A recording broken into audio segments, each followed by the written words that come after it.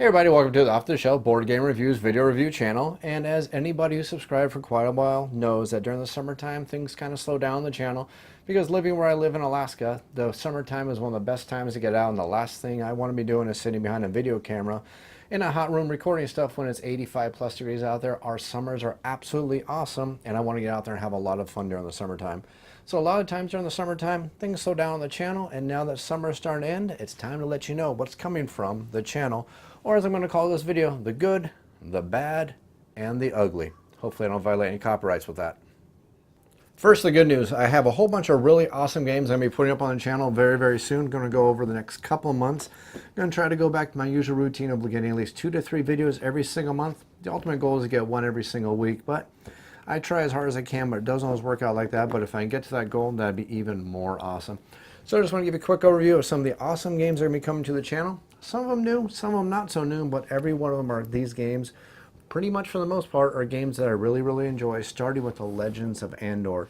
Now, the Legends of Andor is a fantastic game, and it's actually a game that I got to play at a meetup a couple of times. And every single time I play this game, I've had an absolute blast with this game. Let's ignore the fact that I have a really good survival rating in this game. I actually have a really good win-up ratio on this, so let's ignore that fact and just pretend that I'm enjoying the game just because this game is very, very awesome. Now, Legend of Andor is a adventure kind of game. It's actually, best way to describe it is an adventure game for 2 to 4 players, where the players are going to be traveling across the land, where you can have a modifying story every time you play the game. Now, the game's going to play every time you play it differently, and you're going to go through this really changing storyline that's going to modify almost like an unraveling a choose your own adventure book, but it's much more complex than that and much better than that. And unlike a lot of your typical adventure games where it's going out there trying to slaughter the beasts across the land, that's the last thing you want to do in Andor, because the more beasts you slaughter, the quicker the narrator is going to end the game in a negative way for the party. So Legend of Andor is going to be coming out pretty soon, and you get to see why this game has actually replaced Mage Knight for me as my top adventuring game of all time.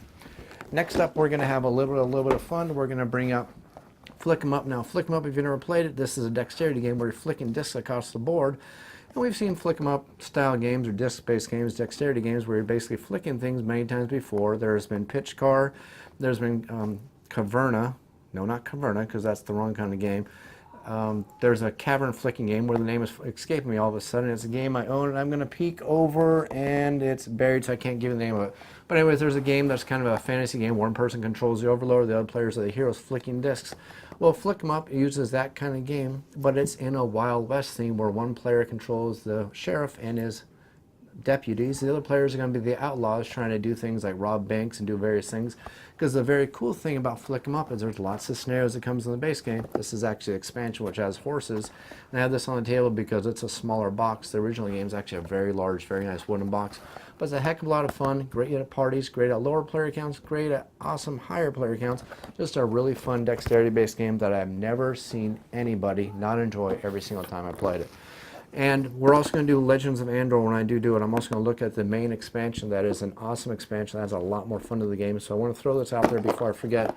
But this adds a lot more variety and a lot more challenge to Andor. So it's definitely one I'm going to throw out there when I do Andor. Next up, we're going to have Dice City. Now, generally, I'm not the biggest fan of dice games because a lot of times dice games have a lot of randomness in them.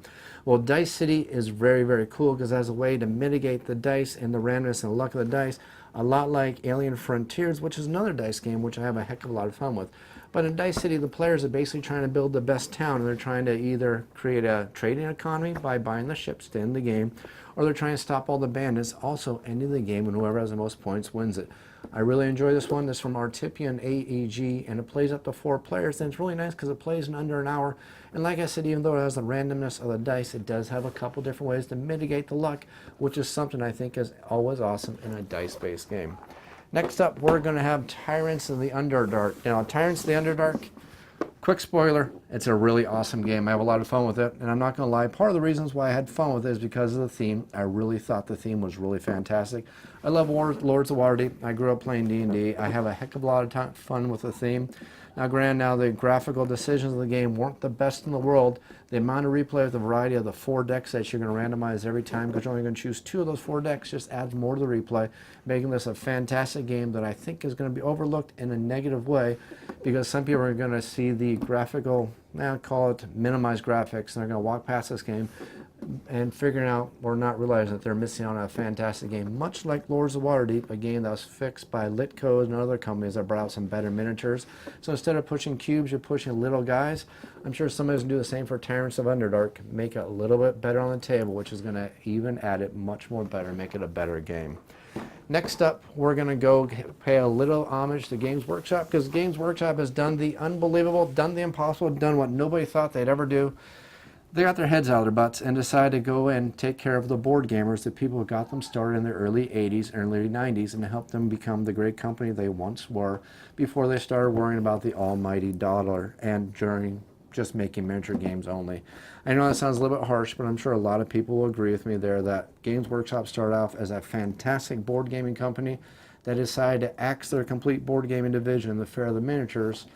And, well, we saw how that turned out, and now they're making the right decision, in my mind, in many gamers' minds, and bringing back the board gaming division. So we're going to look at Horus Heresy, and we're going to do this one before the one below for the simple fact that this is a great hybrid between the miniature game and board gaming. And then we're going to look at Warhammer Quest, the Silver Tower, which is a best way to describe it is the closest I've ever seen an RPG in a box when it comes to a board game. Because while this game is very, very random, which fits the theme, if you ever followed anything about Games Workshop's Fantasy World, you learned that Tzeentch is the god of chaos and randomness, which fits the theme of the game. So you're going to see a lot of randomness and lots of things along those lines, which may be annoying to some players, but it fits the theme extremely well. And not only that, this game comes with a fantastic book that adds to the story and makes the story play differently every single time you play the game.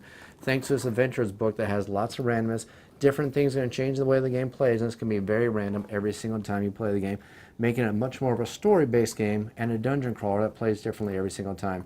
And ignore the little insert I added here. I did it so my miniatures are going to stand up, because eventually I do plan on painting every single one of them to make my copy look much, much better. Of course, I had to finish painting the Horus Heresy first, which I finally did finish painting, but got to get on with the other stuff because I got tons of models to paint, and if the old adage is true that you can't die until you're done painting, probably going to live to be about 1,000 at this rate. Next up, we have ModX, which is from Cryptozoic. Now, Cryptozoic is not a company I normally think of when I think of abstract strategy games, but ModX looks like a very simple abstract game. I love abstract strategy games. My oldest son loves abstract strategy games, and this is a really good one, actually. I was really surprised when I played it, but you'll get to see that game also. Next up, and I shouldn't say next up because I don't know about the order of all these videos, but they are going to be coming out over the next couple months. But the next up, we're going to have Tokaido. Now, Tokaido, I managed to get the collector's edition. I was lucky enough to get the painted collector's edition. And now, ignoring the mistakes that FunForge put out when they brought this game out, this is a game by Antoine Bauza. He is a fantastic game designer, and he created one of the games that if I, well, not to give a spoiler here, but when you see my top 50 games of all time list, you're going to see his main game, Seven Wonders, hit that list quite high on the list. He's a very fantastic designer in my mind. He's a designer I like quite a bit. So we're going to go and look at Tokaido from Antoine Bauza. Moving down the list, and we're slowly moving down these, we're going to see next up is going to be 51st State. Now, Ignacy Trzewiczek is a very fantastic designer. He worked for Portal Games. Well, I guess I should say it's his company. I've enjoyed every single game from this designer, so it's not going to be a surprise when I say that I really did enjoy 51st State. Now, it's a deck, I don't want to call it deck construction or deck building game. It's a tableau building game, I guess is the correct term to use for it. Now, it's not going to unseat my favorite tableau building game of all time. And what can that be? Well, you'll find out when I do the review, but still, 51st State is a fantastic game. This is a complete master set, which reimagines the original game, puts in the extra expansions, and those expansions add a lot of replay and a lot of variety. And to be honest, I won't play the game without the expansions. That's how much they add to the original 51st State game. Next up, we're going to have a group of games from Mage Company, and these are a variety of games that are very fun for the simple fact that these are very extremely family-friendly games. Now, when I originally started my channel, one of the biggest things I was harped on was family-friendliness of games, and I haven't done that too much lately, but I definitely do enjoy family-friendly games for the simple fact that it's nice to sit down with the family and play an awesome board game. Now, of all these games, Karoshia or Karatia, however you're going to pronounce it correctly, is definitely a game for the younger players, but I'm going to explain that when I do the final review for it, but just know this is a younger kids game, probably ages 5 and up. Cohort's probably going to be for ages 8 and up, and it's going to be a really quick take-that kind of game where you're trying to build sets. For builds the first of 3 sets wins the game. The trick for this game, though, is that every time you build one of your sets, you're relieved from various penalties, but as you're building those sets, every one of those sets is going to cause you a penalty. So you need to be deciding very carefully which set you're going to be building. And you're also going to be giving your cards away to the other players, so it's kind of a memory game because you got to memorize what cards you're giving to the other players. Otherwise, you may give them a card that's going to allow them to complete a set and get rid of one of their own penalties. And finally, we're going to have Wrong Chemistry, which is a very interesting game. I hadn't heard anything about it until I managed to get a hold of the game, and it's a lot of fun. You're basically trying to complete sets of patterns that you're going to get from cards in your hand, and you can do that by arranging these hexagons that have these little discs on top of every one of these hexagons. If you complete a pattern, you're going to score a card that's going to give you anywhere from 1 to 3 victory points. The cards that are worth 1 victory point are very easy patterns to complete. The ones that are worth 3 victory points are very challenging patterns to complete. It's a really fun little game. And then finally, I've been wanting to do this one for quite a long time, but there was a lot of problems with the first base box that came out. Basically, the rulebook had a lot of inconsistencies, and it's not because the rulebook was that terrible. Okay, I take it back. The rulebook was pretty terrible. It is a simple fact that they expected you to be the Magic the Gathering player and understand a lot of the terms in the game. At least finally for the Shadows Innistrad, which we'll call this a 2.0 re-release. It's a base standalone or an expansion for the original set.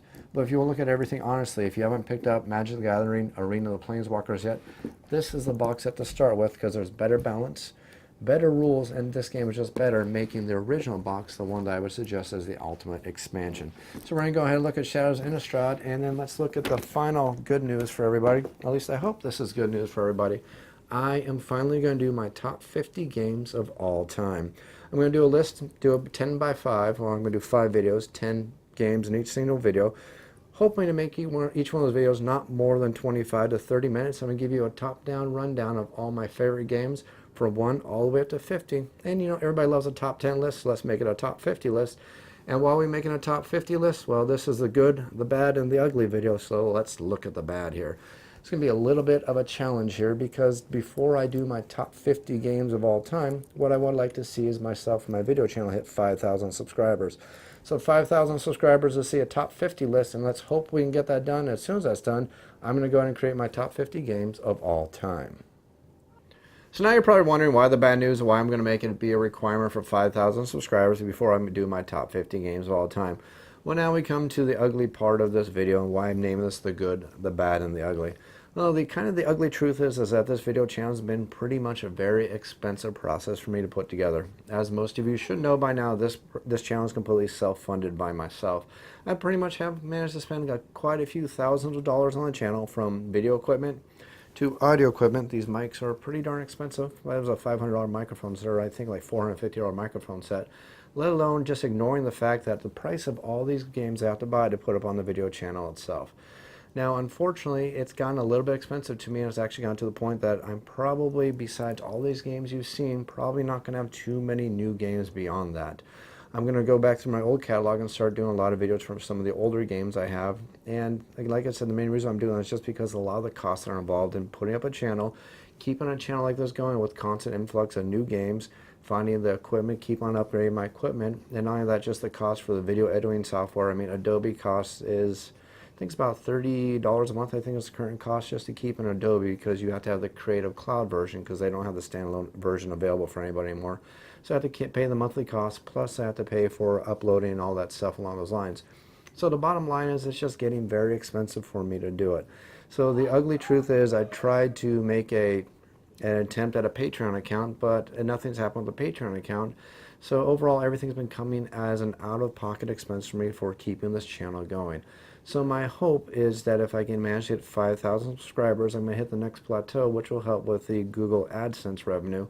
Now, the Google AdSense revenue is not a lot of money, and I'm not going to pretend it's a lot of money, but if I hit 5,000 subscribers, it would be enough money for me to at least be able to purchase another game that's not going to come out of my pocket every other month, and allow me to focus that money towards bringing out newer board games and help me minimize some of the costs that are coming from my out-of-pocket. Now, I know it kind of sucks, and I know it's kind of unfortunate to have to do this, but it's just a sad truth. I've sat down the other day and added up all the math, and I spent over $4,000 on this channel just out of pocket, and it's just a little bit high for me.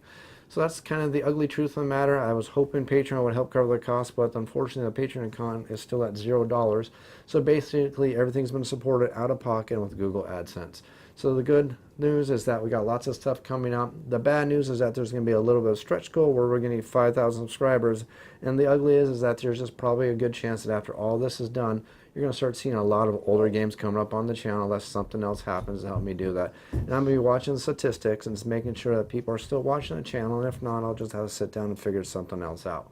Anyways, this has been a video update. This update will give you an idea of what's going to be coming from the channel, what to expect from the channel, what's been happening, and why the channel's been quiet for the past month and a half. Now, like I said, most of you who have been subscribing for a while know that during the summertime it slows down. But for those of you who have not been around for a long time, that's where I've been. I'm not disappearing, not doing the podcast, pod fading thing. Just during the summertime, I'm out there having a heck of a lot of time, enjoying the Alaskan summers. But now the Alaskan summer is ending, we're heading back towards the winter time. It's time to get back to the channel and start bringing you some of these awesome board gamings, bringing you some more tutorials, some more awesome reviews about this awesome hobby. Hope you enjoy this video. Hope you enjoy every single video series I ever put out. If you ever have any comments or questions, make sure you leave them down in the YouTube comments down below. I do my best to answer all those questions as quickly as I can. Even if there's game rule questions, I do my best to get the right answer out there to you. Hope you enjoy this video. Hope you enjoy this video channel. And as always, thanks for watching.